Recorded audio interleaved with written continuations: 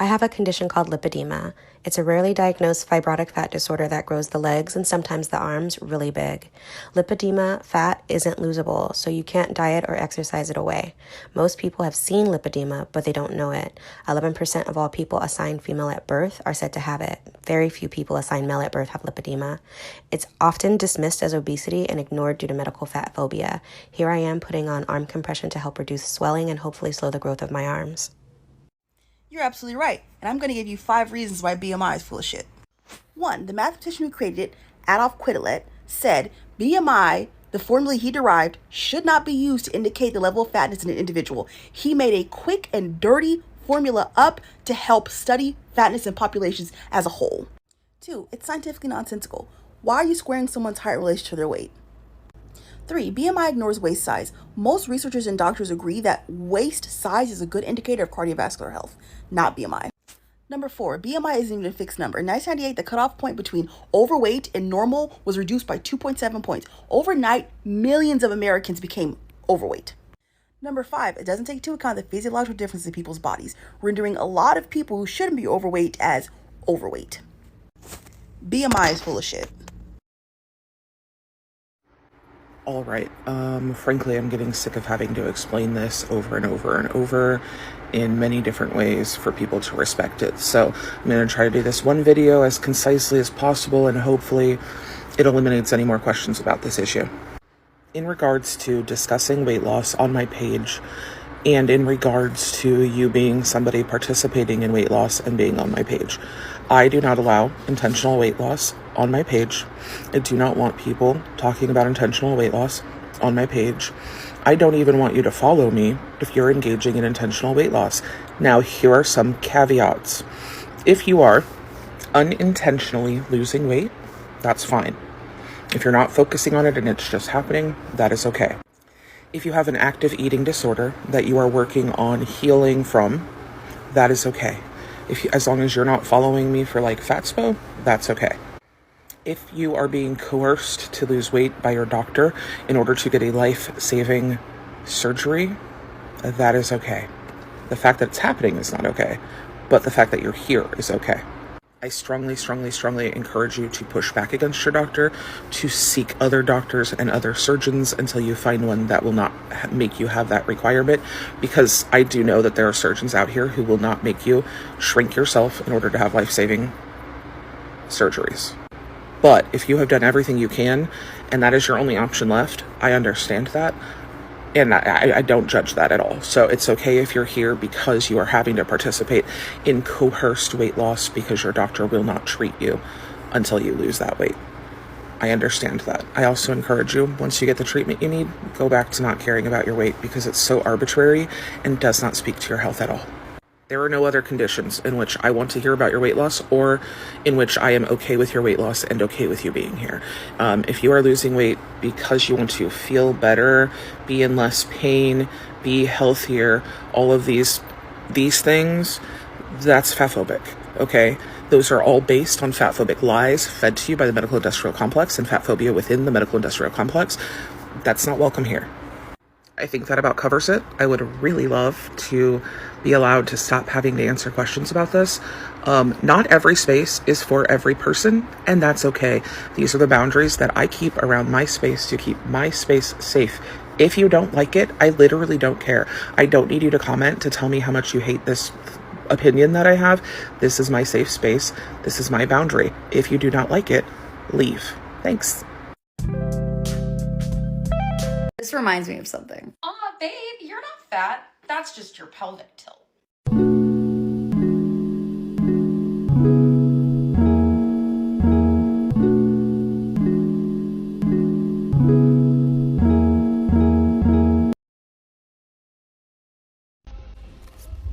You shouldn't be eating bread. Why not? Because you're overweight. Over what weight? What do you mean? Well, you said I'm overweight, so what weight am I over? You're over a healthy weight. How do you know what a healthy weight is? According to the BMI scale, BMI's been proven repeatedly to not be an accurate measurement of health, so over what weight? Overweight! Over what weight? Well, like, you're unhealthy. My doctor says I'm fine. But you're overweight. Over what weight?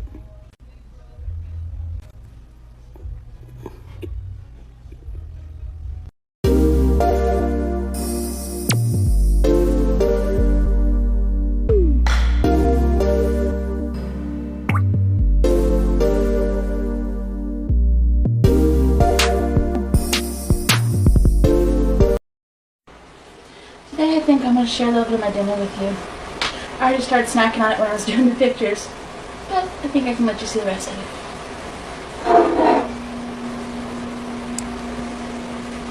I hope all this goes to my belly and hips.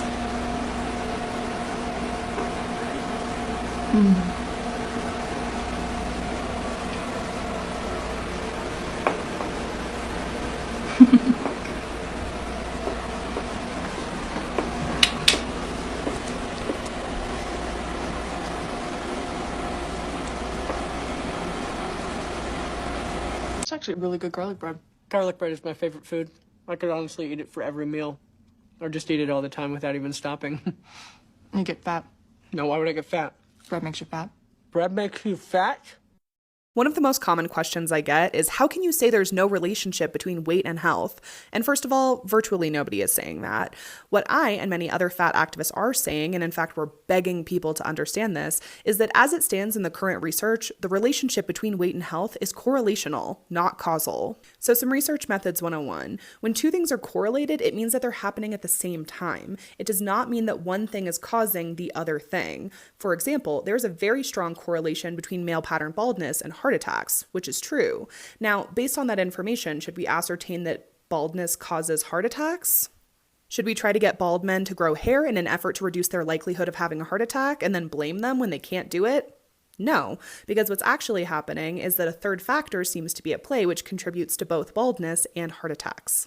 What I'm suggesting is that we look much more closely at the third factors at play when it comes to weight and health. For example, fat people frequently have our blood pressure taken with blood pressure cuffs that are too small. The problem with that is that when you use a cuff that's too small, it will always result in a false high reading. And this happens all the time. So these are the kinds of things I think about when someone says that fat people have higher rates of hypertension. I think, of course we do. We are constantly getting false high readings. And more broadly, there are a number of very influential third factors that contribute to the overall trend of health problems for fat people, such as weight stigma, also known as the stress of discrimination, something that fat people experience a lot. Another is weight cycling. Virtually all fat people have tried to lose weight at some point in our lives, but pursuing weight loss is a virtual guarantee that someone will experience weight cycling, which is extremely hard on the body. And finally, we have inaccessible, inequitable, and biased healthcare. Fat people experience all of these things, and all of them contribute to illness. But despite all of these third factors, discrimination, stress, weight cycling, limited healthcare, biased healthcare, incompetent healthcare, and a lack of proper medical equipment, the cultural conversation around weight and health refuses to evolve. People, especially thin people, tend to be very committed to upholding fat phobia. People are just more comfortable believing that fat people do bad things and that leads to bad health, and thin people do good things and that leads to good health, despite the fact that we know that's very misleading, very stigmatizing, and often untrue. Turns out the pushback that I get on this topic, it's not really about health. It was fat phobia all along, guys. I just want to say that I love you with all my belly. I would say that I love you with all my heart, but my belly is bigger. Look at that jiggle.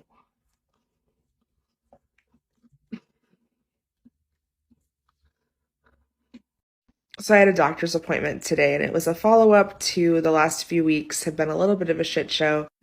Something small happened that ended up causing a couple surgeries, and it turned into being a bigger deal than it needed to be. Part of what happened, though, unfortunately, meant a lot less intake than I would normally have, especially in my recovered life. And my body has really taken a hit because of it. My heart, my blood pressure, all of that. Well, my doctor today asked me what my intake has looked like these last several days. So I did like a 24-hour review of what I'd eaten. And she was like, "Oh, that's great." She went on to say a couple other things, and she's like, well, good. At least you're not eating pizza. And to that I say,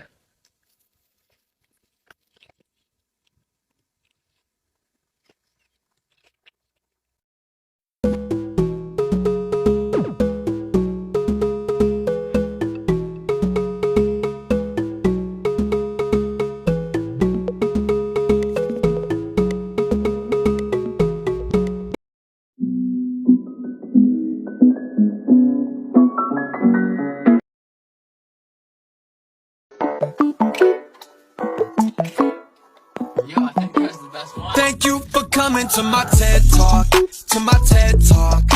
Step right up, let's get your weight. thank you, I'll pass. Go ahead and stand on the scale. No, really. You can put refused on the charts. I have to write this arbitrary number down. Stand on the scale. So here's the deal. You can have my weight if and only if the doctor needs it to prescribe me a new med or if I'm going under general anesthesia. Otherwise, you can put refused on the charts. Thanks.